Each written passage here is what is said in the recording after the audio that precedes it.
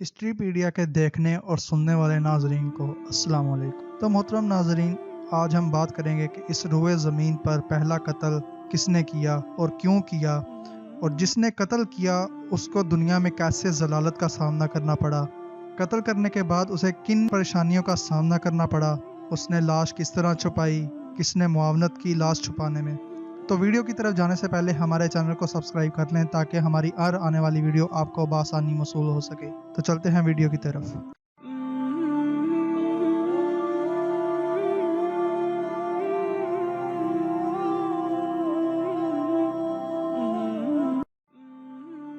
इस रुए ज़मीन पर सबसे पहला कत्ल हज़रत आदम अलैहिस्सलाम के बेटे काबील ने हाबील को किया।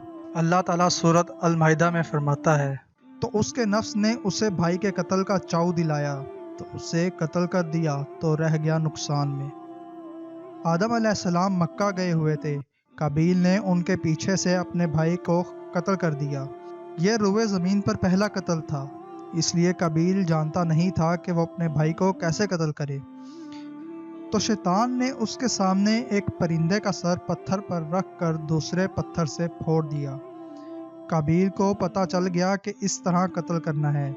हाबील चूंकि बकरियां चराते थे, एक दरख्त के नीचे सोए हुए थे। काबील ने उनके सर पर पत्थर मारकर उन्हें कत्ल कर दिया, और उस वक्त हाबील की उम्र 20 साल थी। तो मोहतरम नाजरीन, कत्ल करने के बाद काबील को किन परेशानियों का सामना करना पड़ा। काबील ने जब हाबील को कत्ल कर दिया तो अब वो नहीं जानता था कि क्या करे। उसी तरह छोड़ देने पर उसे ये खतरा था कि दरिंदे खा जाएंगे, तो वो अपने भाई की लाश को बोरी में डालकर फिरता रहा, यहाँ तक कि लाश बदबूदार हो गई। उसे छिपाने का कोई तरीका मालूम नहीं हो रहा था कि वो क्या करे। बहुत ही परेशान था। ख्याल रहे कुरान पाक में इस मकाम पर लाश के लिए लफ्ज़ सूत इस्तेमाल हुआ है, जिसका असली मानी नंगीज है, यानी जिस्म का वो हिस्सा जो जाहिर ना किया जाए। क्योंकि वो भी कत्ल के बाद लाश छुपाए फिरता था, इसलिए उसे सूत कहा गया है। आखिर लाश छुपाने में काबील को किसने मुआवनत की। अल्लाह ताला सूरत अल माइदा में फरमाता है, तो अल्लाह ने एक कौवा भेजा, ज़मीन कुरेदने लगा कि उसे दिखाए क्यों कर अपने भाई की लाश छुपाए। बोला, हाय खराबी, मैं इस कौवे जैसा भी ना हो सका कि मैं अपने भाई की लाश छुपाता तो पछताता रह गया। सुभान अल्लाह। अल्लाह ताला कितना करीम है कि काबील मुजरिम होने के बावजूद जब इस पर परेशानी में फंसा हुआ था कि अपने भाई की लाश से क्या करे। दुनिया में ये पहली मौत थी, कब्र खोदने दफन करने से वो बेखबर था। अल्लाह ताला ने इसकी मुश्किल हल करने के लिए उसका मुआवन कौवे को बनाकर भेजा।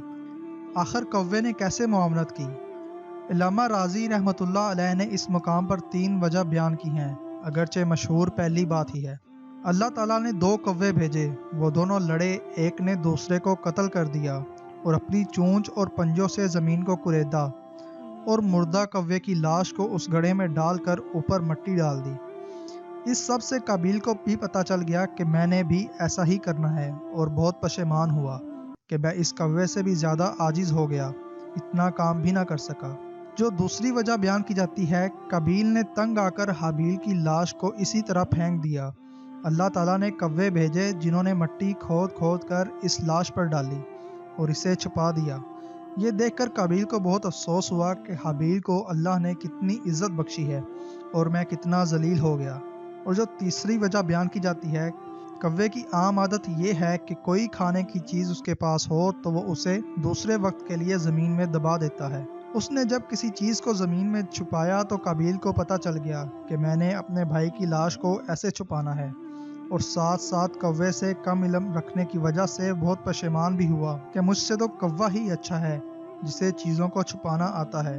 काबील को नदामत अल्लाह ताला के खौफ की वजह से नहीं थी, और ना ही वो ताइब हो रहा था, बल्कि उसे नदामत इस पर हुई कि वो भाई की लाश को उठाए फिरता रहा और कौवे से भी कम अकल रहा कि उसे दफन न कर सका, और इस वजह से नादिम हो रहा था कि वो भाई को कत्ल करने के बावजूद अपने मकसद में कामयाब नहीं हुआ था, क्योंकि उससे माँ बाप बहन भाई सब नाराज़ हो गए थे। और वजह ये थी कि जब उसने देखा कि एक कौवे ने बड़ी मेहरबानी से दूसरे की लाश को दफन किया, तो ये उस पर नादिम हुआ था कि मुझे अपने भाई पर इतना रहम भी नहीं आ सका जितना कौवे को है। واضح ہوا کہ اس نے کوئی توبہ نہیں کی اور ندامت اسے صرف اپنی حماقت پر تھی۔ قتل کے بعد قابیل کی دنیا میں ضلالت کیسے ہوئی؟ عبد الرحمن بن فضالہ سے مروی ہے کہ جب قابیل نے حابیل کو قتل کر دیا تو اس کی عقل زائل ہو گئی، دل میں سمجھنے کی صلاحیت ختم ہو گئی اور اسی طرح پاگل ہی رہا یہاں تک کہ مر گیا۔ قتل کرنے سے پہلے رنگ اس کا سفید تھا اور قتل کے بعد اس کا تمام جسم کالا ہو گیا۔ حضرت آدم علیہ السلام نے مکہ مکرمہ کی سرزمین سے واپس ہونے پر قابیل سے پوچھا، تمہارا بھائی کہاں ہے؟ اس نے کہا، میں کوئی اس کا ذمہ دار تو نہیں تھا۔ آپ علیہ السلام نے فرمایا، تو نے اسے قتل کر دیا ہے، اسی لیے تیرا جسم سیاہ ہو چکا ہے۔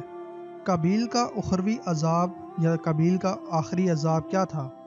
حضرت ابن مسعود رضی اللہ تعالی عنہ سے مروی ہے، رسول اللہ صلی اللہ علیہ وآلہ وسلم نے فرمایا، جو شخص بھی ظلماً قتل ہوگا اس کے قتل کا عذاب آدم علیہ السلام کے پہلے قاتل بیٹے پر بھی ہوگا، کیونکہ سب سے پہلے اسی نے قتل کی ابتدا کی تھی۔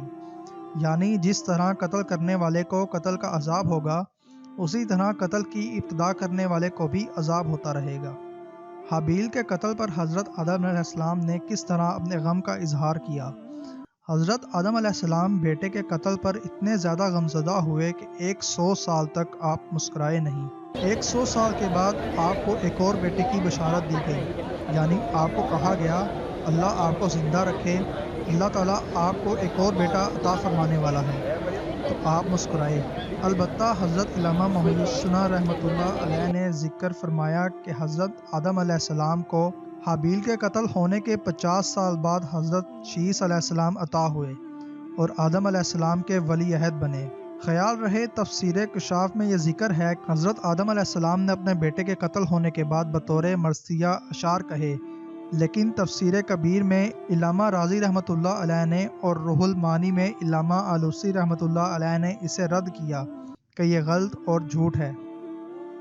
تو محترم ناظرین، آج کی ہم اپنی ویڈیو کا اختتام یہیں پہ کرتے ہیں۔ امید ہے آپ کو ویڈیو پسند آئی ہوگی۔ اگر آپ کو ویڈیو پسند آئی ہے تو ہمارے چینل کو سبسکرائب کر لیجئے تاکہ ہماری آنے والی ہر ویڈیو آپ کو وقت پر مل جائے۔ تو ملتے ہیں ہم اپنی اگلی ویڈیو میں، تب تک کے لیے اللہ حافظ۔